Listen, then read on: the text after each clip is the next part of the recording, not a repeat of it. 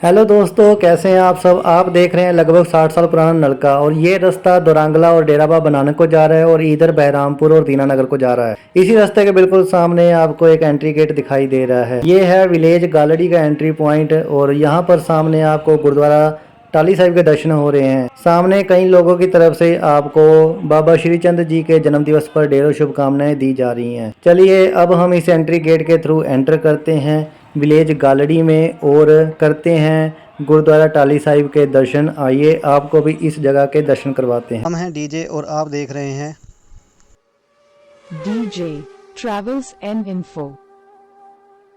Village Galdi जो India और पाकिस्तान के बॉर्डर के लगभग 4 से 5 किलोमीटर की दूरी पर बना हुआ है। यहीं पर एक गुरुद्वारा आपको सामने दिखाई दे रहा है जो बाबा श्री चंद जी की याद में बनाया गया है। बाबा श्री चंद जी जो गुरु नानक देव जी के सुपुत्र हैं, उनका यहाँ पर आना हुआ और यहाँ पर लंबा अरसा रहना भी किया और कई तरह की करामात दिखाई। गुरुद्वारे की तरफ जाते हुए रास्ते में आपको कई शॉप्स दिखाई देंगी। यहाँ से आप अपने लिए कोई यादगार तौर पे छोटी मोटी शॉपिंग कर सकते हैं। सामने आपको गुरुद्वारा साहिब की बिल्डिंग दिखाई दे रही है। सामने आपको एक बिल्डिंग दिखाई दे रही है, ये है इस गुरुद्वारे का यात्री निवास या फिर जिसे सराह भी कह देते हैं।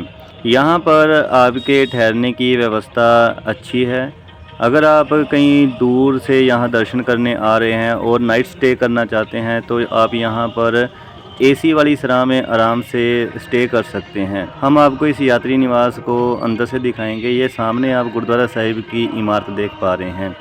इसी यात्री निवास के नीचे ही जोड़ा घर बना हुआ है। यहाँ पर आप अपने शूज़ वगैरह डिपॉजिट करेंगे। देखिए सामने आपको शू काउंटर दिखाई दे रहा है, ये है जोड़ा घर। गुरुद्वारा साहिब में दर्शन करने जाने से पहले आप अपने शूज़ रिमूव करके यहाँ पर जमा करवाएंगे। और यहीं बगल में आपको कुछ स्टेयर्स ऊपर जाती हुई दिखाई दे रही हैं। ये स्टेयर्स आपको यात्री निवास तक लेकर जाएंगी। देखिए अब हम ऊपर जा रहे हैं यात्री निवास की तरफ। यात्री निवास अभी कुछ टाइम पहले ही बना हुआ मालूम होता है और यहाँ पर काफ़ी अच्छे और काफ़ी ह्यूज रूम्स हैं और यहाँ पर आपको स्टे करने में काफ़ी अच्छा लगेगा। ये है गुरुद्वारा साहिब की एंट्रेंस। यहाँ गुरुद्वारा एंट्रेंस के ऊपर लिखा हुआ है धन धन बाबा श्री चंद जी। जैसे ही आप इस एंट्रेंस से एंटर करते हैं, राइट साइड आपको दरबार साहिब के दर्शन हो रहे हैं और लेफ़्ट साइड यहाँ पर है कड़ाह प्रसाद काउंटर, यानी हलवे के लिए काउंटर। अगर आप हलवा प्रसाद यहाँ पर भेंट करना चाहते हैं अपनी तरफ से तो यहाँ से आप परचेज करके गुरुद्वारा साहिब में अंदर भेंट कर सकते हैं। और यहीं से सीधा आगे चलने पर यहाँ पर जो इस गुरुद्वारे के मैनेजर हैं उनका ऑफिस है। साथ में यहाँ पर रूम्स वगैरह लेने के लिए जो ऑफिस है वो यहाँ पर बना हुआ है। अगर आप अपने लिए रूम्स वगैरह बुक करना चाहते हैं तो आप यहाँ पर कर सकते हैं। यहाँ से सीधा चलने पर सामने आपको इस गुरुद्वारे के पावन पवित्र सरोवर साहिब के दर्शन हो रहे हैं। और यहाँ से लेफ़्ट साइड आपको वॉशरूम फैसिलिटी भी प्रोवाइड की गई है। सामने देखिए लेडीज़ एंड जेंट्स के लिए सेपरेट वॉशरूम्स हैं। चलिए अब पावन पवित्र सरोवर के दर्शन करते हैं। देखिए ये है इस गुरुद्वारे का सरोवर। हालांकि ये काफ़ी बड़ा नहीं है, एक छोटा सा और काफ़ी सुंदर सा सरोवर बना रखा है और यहाँ तक मुझे लग रहा है इसकी गहराई भी कम है, तो आप बिना किसी डर के आराम से यहाँ पर स्नान कर सकते हैं। लेडीज़ के स्नान करने के लिए यहाँ पर एक सेपरेट पौना या सेपरेट रूम भी बना हुआ है। यहाँ पर लेडीज़ बिना किसी दिक्कत के स्नान कर सकती हैं। हम लेडीज़ स्नान करके सामने से गुजर रहे हैं। इसकी 2 एंट्रेंसेस हैं और ये सरोवर की लेंथ वाइज बना हुआ है। इस गुरुद्वारे का सरोवर दरबार साहिब से थोड़ा अलग बना हुआ है और ये काफ़ी ठीक भी है क्योंकि दर्शन करने आने वाले लोग सेपरेट होकर निकल जाते हैं और जो स्नान करने वाले लोग हैं वो भी बिना किसी शाइनेस के यहाँ आराम से स्नान कर सकते हैं।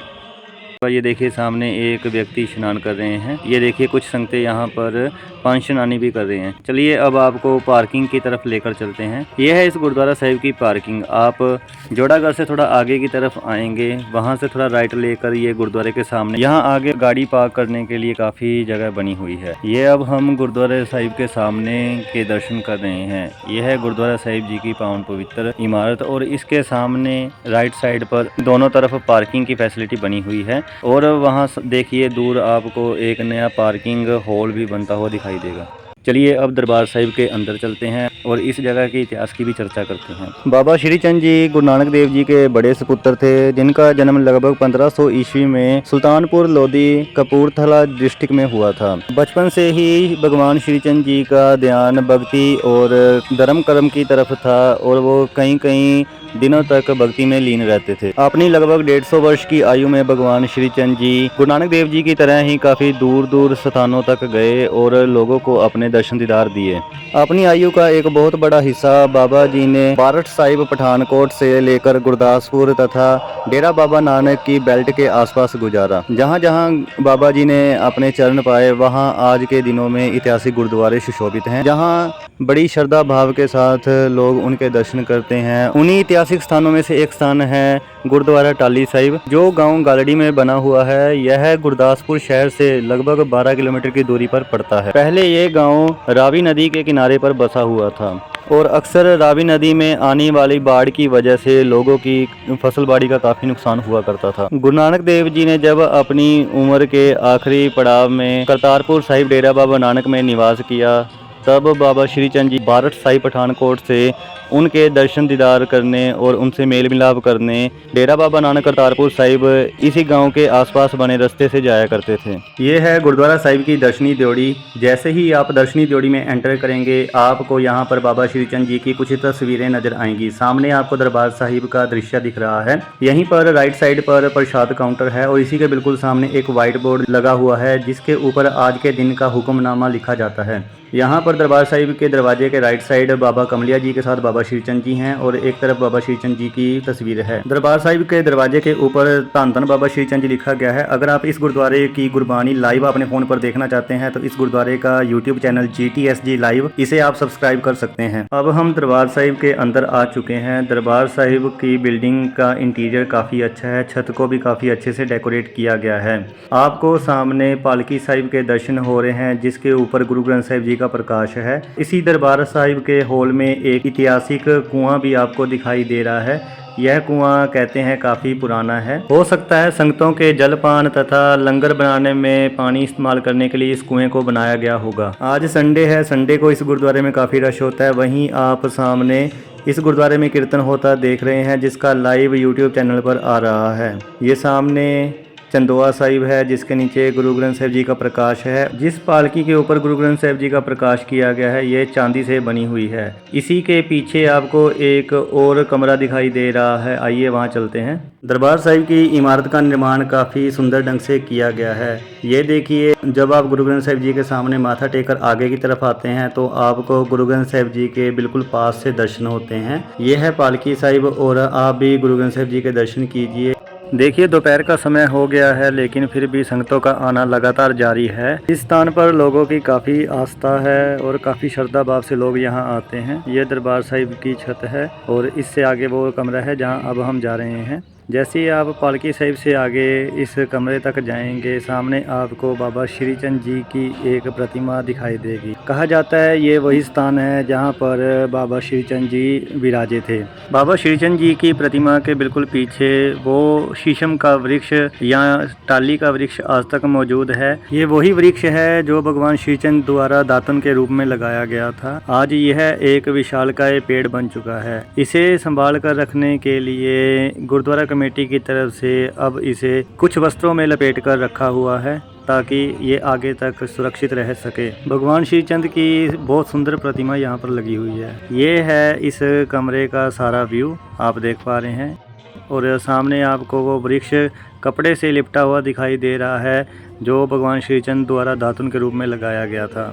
कहते हैं एक वक्त ऐसा आया जब रावी नदी में बहुत भयंकर फ्लड आई, जिसकी वजह से आसपास के इलाके में दूर दूर तक लोगों की फसल बाड़ी का काफी नुकसान हुआ। यहाँ के लोग पहले ही कुछ गरीब थे और कुछ फसल बर्बाद होने की वजह से उनका काफी नुकसान भी हुआ। एक रोज बाबा श्री चंद जी डेरा बाबा नानक की तरफ जा रहे थे। अंधेरा हो जाने की वजह से बाबा जी ने इसी गाँव के पास एक वृक्ष नीचे रात विश्राम किया। जब इलाका निवासी लोगों को पता लगा, सभी लोग अपनी फरियाद लेकर बाबा श्रीचंद जी के पास गए। उन्होंने बताया कि बाबा जी, हमारे रोजी रोटी इन फसलों के सहारे ही चलती है। हम वैसे भी गरीब हैं और रावी में बार बार फ्लड आ जाने की वजह से हमारा हर वर्ष बहुत ज़्यादा नुकसान होता है और हमारे जीवन जीने के साधन भी घट जाते हैं। आप इस चीज़ का कुछ निवारण करें। बाबा जी ने लोगों की बात को बहुत गौर से सुना। लोगों की बात सुनने के बाद बाबा जी खड़े होकर रावी नदी के किनारे चले गए। उस वक्त वे शीशम यानी टाली की दातन कर रहे थे। उन्होंने अपने मुंह से दातन को निकाला और रावी नदी के किनारे गाड़ दिया और रावी नदी की तरफ मुंह करके बोले, हे नदी, यहाँ से दूर चली जा, क्यों तुम इन गरीब लोगों को परेशान करती हो? हर साल तुम्हारी वजह से इनका बहुत नुकसान होता है। अब हमारा आदेश है, आप यहाँ से कुछ दूर जाकर बहो। कहते हैं बाबा जी के आदेश के मुताबिक रावी नदी ने अपना रास्ता बदला और आज के दिनों में रावी नदी यहाँ से लगभग 5 से 7 किलोमीटर दूर बहती है, जो इन दिनों इंडिया और पाकिस्तान का बॉर्डर भी बनी हुई है। जब आप इस कमरे के दर्शन करेंगे तो इस कमरे की दीवारों पर आपको भगवान श्रीचंद के जीवन काल में घटित हुई कुछ घटनाओं के चित्र भी दिखाई देंगे, जिसमें मुगल बादशाह जहांगीर तक भी बाबा श्रीचंद जी के चरण स्पर्श रहे हैं। ऐसे चित्र भी आपको यहाँ दिखाई देंगे। भगवान श्रीचंद जी ने अपने जीवन काल में काफ़ी चमत्कार दिखाए और काफ़ी लोगों की मदद भी की। चाहे वो बाबा जी की चादर हाथी के ऊपर रखने से हाथी का ज़मीन में धंसना हो, चाहे किसी बच्चे को अपने पाँव से दूध पिलाना हो। इस कमरे की दीवारें बाबा श्रीचंद जी के चमत्कारों से भरी हुई हैं, जो उन्होंने अपने जीवन काल में अलग अलग जगह पर किए थे। यह तस्वीर तो आपने कई बार देखी भी होगी। आपको अपनी स्क्रीन पर एक तस्वीर दिखाई दे रही है। यह तस्वीर इस जगह के इतिहास को दिखा रही है। यह वही दृश्य को दिखाने की कोशिश की गई है जब बाबा श्रीचंद जी ने रावी नदी को हुक्म दिया था कि वो इस जगह से दूर जाकर बहे। ये बाबा श्रीचंद जी की पूरी तस्वीर है और ये बाबा जी अपनी माता जी की गोद में लेटे हुए हैं। अभी संगत इस कमरे में कुछ कम हो चुकी है। ये बाबा जी की प्रतिमा के लेफ्ट साइड का व्यू है। चलिए अब आपको बाबा जी की प्रतिमा को काफ़ी नज़दीक से दिखाते हैं। ये सामने आप बाबा जी की प्रतिमा के दर्शन कर रहे हैं। बहुत ही सुंदर प्रतिमा यहाँ पर लगाई गई है और बाबा जी का श्रृंगार भी बहुत अच्छे से और सुंदर ढंग से किया गया है। बाबा श्रीचंद जी के दरबार को फूलों से बहुत अच्छे ढंग से सजाया गया है। बाबा जी सभी लोगों का भला करना।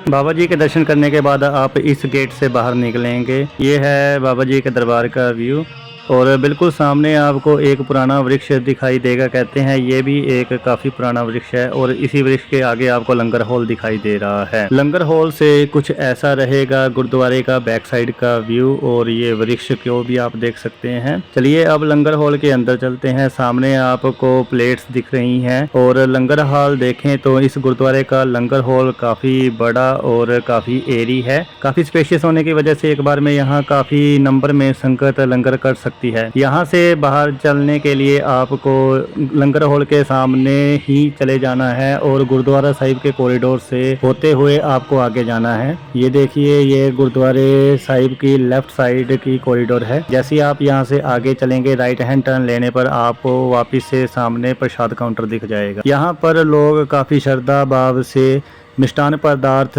चढ़ाते हैं। गुरुद्वारा साहिब में प्रसाद भेंट करने के लिए आप प्रसाद काउंटर से प्रसाद लेकर इस जगह पर कृपान भेंट करवाएंगे। आप चाहे तो अपने घर के लिए भी प्रसाद यहाँ से लेकर जा सकते हैं। ये दरबार साहिब के अंदर जाने का गेट है। बाबा जी के काफ़ी अच्छे और सुंदर दीदार करने के बाद अब वक्त आ गया है विलेज गैलरी से अलविदा लेने का। आशा करते हैं आपको हमारे द्वारा दी गई जानकारी और इस जगह के दर्शन करवाए गए अच्छे लगे होंगे। इसी तरह के और वीडियो पाने के लिए हमारे चैनल को सब्सक्राइब करें, वीडियो को लाइक और शेयर जरूर करें। वीडियो देखने के लिए आपका धन्यवाद। आपका दिन शुभ हो।